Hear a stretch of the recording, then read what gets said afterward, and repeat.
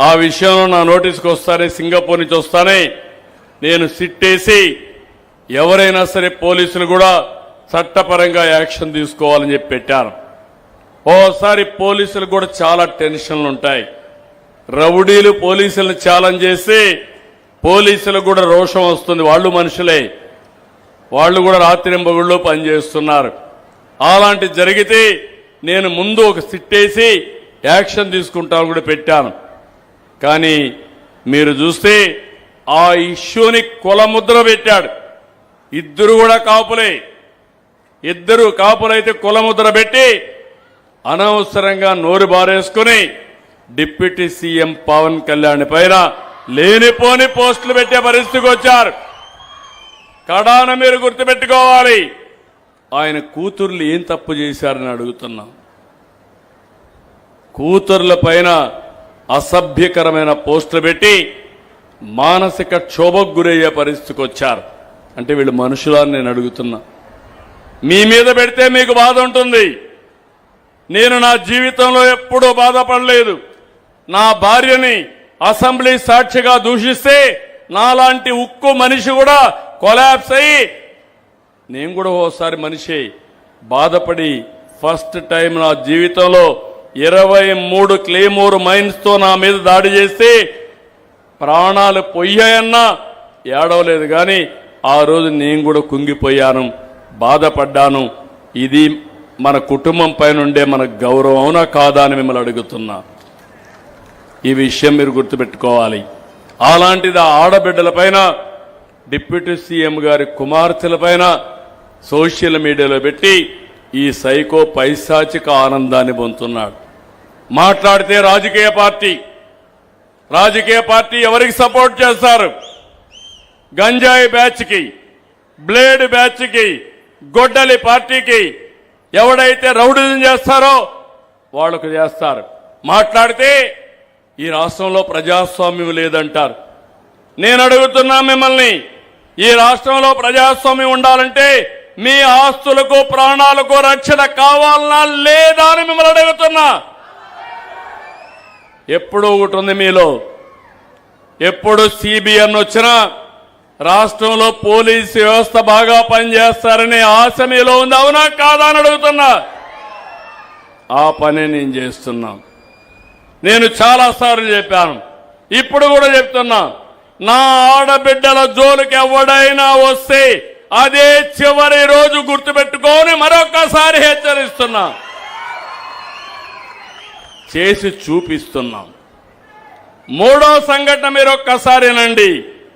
ఎంత నీచం అంటే, ఈ రాష్ట్రానికి ఒక హోమ్ మినిస్టర్ మహిళ అనిత, ఒక ఎస్సీ సామాజిక వర్గం, మాదిగ సామాజిక వర్గం, మొన్నటి వరకు టీచర్గా పనిచేసిన మహిళ, సభ్యత కలిగిన మహిళ. ఆ అమ్మాయి పైన వీళ్ళ మాజీ మంత్రి మేకప్ చేసుకుంటుందని మాట్లాడతాడు. వీళ్ళందరినీ ఎవరైనా మహిళలకు అన్యాయం జరిగితే, ఆ అన్యాయం జరిగినప్పుడు మహిళా కమిషన్ పెట్టి, మహిళా కమిషన్ పిలిపించి ఎంక్వైరీ చేయాలి. చట్టబద్ధంగా వాళ్ళకి పవర్స్ ఉన్నాయి. నిన్న మహిళా కమిషన్ చైర్పర్సన్ పిలిచి నువ్వు ఈ మారిగా అన్నావు తప్పు కదా అని అడిగారు. అడిగితే సమాధానం మీరు చూస్తే ఆడబిడ్డలు గుర్తుపెట్టుకోవాలి. అడిగితే నా ఇష్టం, నేనంటా, ఇంకా అంటా, మీరేం చేస్తారన్నాడు. అంటే మీరు గుర్తుపెట్టుకోవాల్సింది, అదే ఈ సైకో గాని సహకారం లేకపోతే ఆ వ్యక్తి ఆ మారిగా మాట్లాడతాడా అని అడుగుతున్నా. మా పార్టీలో ఒక అతను, ఈ గొడ్డలి పార్టీ నేత సతీమణి పైన ఒక పోస్టర్ పెడితే నేను ఇమ్మీడియట్గా అరెస్ట్ చేసి జైల్లో పెట్టాను.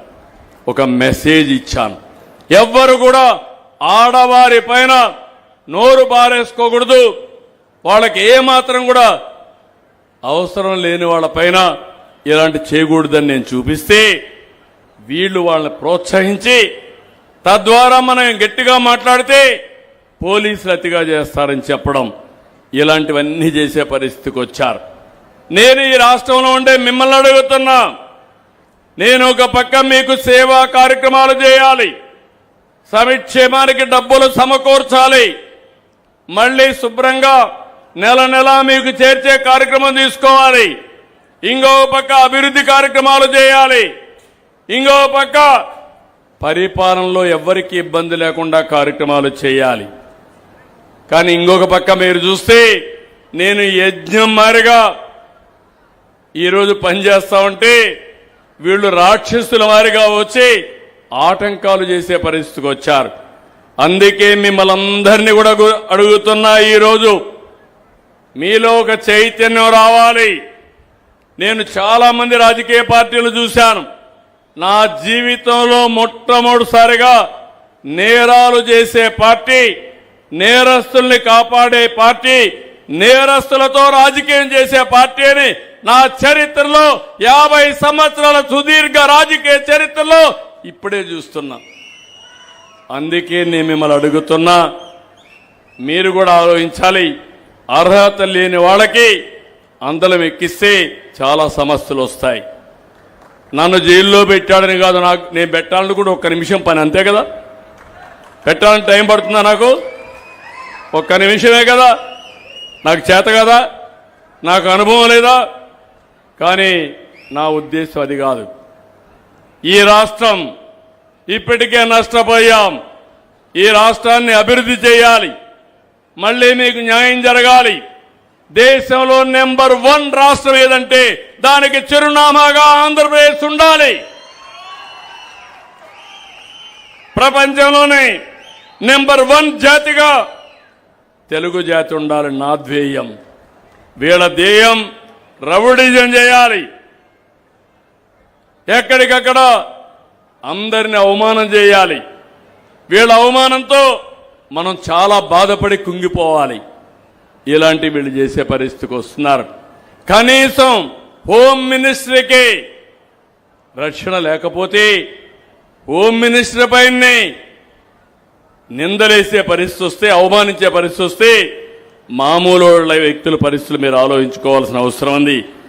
అందుకే నేను మళ్ళీ మిమ్మల్ని అందరినీ కోరుతున్నా, గొడ్డలి పార్టీ నెవర్ అగైన్. జీవితంలో అలాంటి పార్టీ గెలవడానికి వీలు లేదు. ఆ సంకల్పం మీరు చేస్తారా అని మిమ్మల్ని అడుగుతున్నా. గట్టిగా చప్పట్లు కొట్టి చెప్పండి, చేస్తామని. అగైన్ అండ్ అగైన్ ఎన్డీఏ గెలవాలి. 25 ఏళ్లు యూపీ, మన గుజరాత్లో ఒకే పార్టీ గెలిచింది, బీజేపీనే గెలిచింది. అక్కడ బ్రహ్మాండంగా అభివృద్ధి అయింది. కేంద్రంలో 3వ నరేంద్ర మోడీ గారు గెలిచారు. కేంద్రంలో నరేంద్ర మోడీ గారు వచ్చి రాష్ట్రం అంతా, దేశం అంతా అభివృద్ధి అవుతా ఉంది. ఇప్పుడు మిమ్మల్ని అడుగుతున్నా,